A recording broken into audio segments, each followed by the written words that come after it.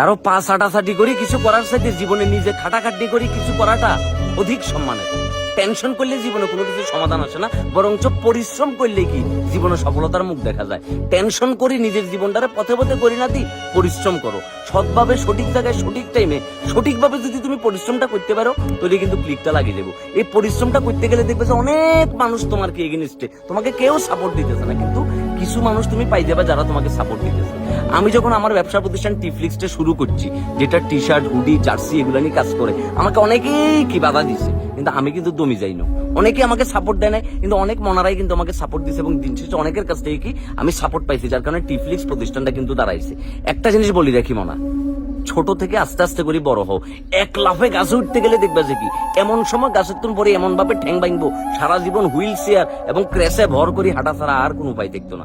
সুতরাং চাটি নয়, খাঁটি বড় হও।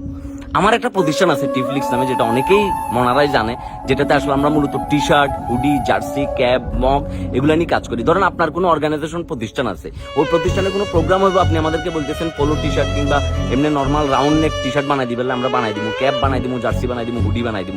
কিংবা বিশ্ববিদ্যালয়, স্কুল, কলেজ কোনো র্যাক ডের প্রোগ্রাম কিংবা কর্পোরেট কোনো প্রতিষ্ঠানের জন্য যদি টি শার্ট দরকার হয়, আপনি চাইলে আমার টিফ্লিক্সে যোগাযোগ করতে পারেন, যেটার লিঙ্কটা আমি কমেন্ট সেকশনে এবং ডিসক্রিপশনে দিয়ে দিয়েছি। এই ছোট ছোট কাজগুলো করি আমি আস্তে আস্তে বড় হয়েছি। এটা 1-2 টাকা থেকে আমি শুরু করছি, করতে করতে এটা 1-2 লাখে পৌঁছাইছে। সুতরাং তোমাদের কাছে এখনো পর্যন্ত কিন্তু সময় আছে নিজে কিছু করার। নিজে যা মন চায় তা কিছু করো, ছোট একটা কিছু করো, সৎভাবে করো। আশপাশের ভাই ব্রাদারের কাছ থেকে পরামর্শ নাও, যার কাছে পরামর্শ নিলে তোমার কাছে মনে হয় যে আসলে ভালো কিছু হইব, ওই ধরনের মানুষের সাথে চলিও। একটা জিনিস মনে রাখবে, আমাদের জীবন কেমন, কখন, কোথায়, কোন অবস্থায় থাকবো, এটা অনেকটাই নির্ভর করে আমরা আসলে কাদের সাথে মিশতেছি, কাদের সাথে চলতেছি, কাদের সাথে আড্ডা দিচ্ছি, কাদের সাথে সময় কাটাইতেছি, কাদের সাথে থাকতেছি।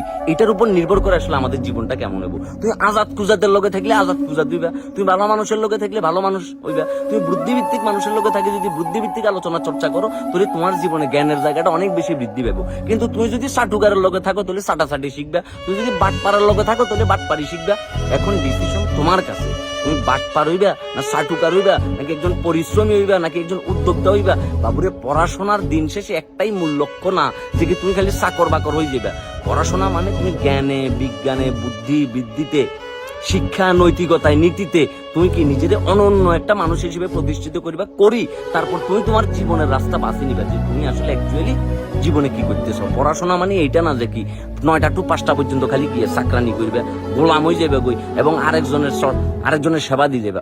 আমি বলতেছি না সেবা দেওয়াটা খারাপ, কিন্তু জীবনে তোমাকে বড় কিছু হইতে চাইলে, তুমি যদি রাফসানদা ছোট ভাইয়ের মতো ওডি কিনতে চাও এবং তার বিষয় নিয়ে তুমি হতাশ থাকো, তাহলে অবশ্যই তোমার পড়াশোনা করতে হইব। এবং পড়াশোনার পাশাপাশি তোমাকে সঠিক সময় সঠিকভাবে সঠিক কাজটা সঠিক সময়ে কি তুলি লয়ে এসে দেবো। নাহলে তো জীবনে কাশেম কাকার মাইক আর বাপ্পারাজের গানের সিডি ছাড়া আর জসিম ভাইয়ের বোতল আর কিচ্ছু খুব ভালো জুটতো না ভাইয়া।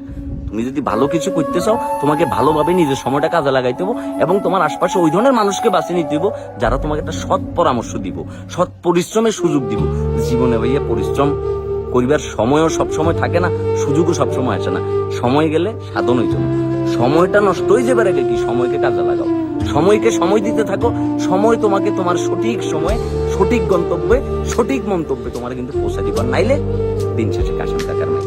এলে বলি বলতেছি, ছোট থেকে কিছু একটা শুরু করো। মানুষের কথা বলি যাও, সোসাইটি চোর বাটপার যারাই তোমার কুবুদ্ধি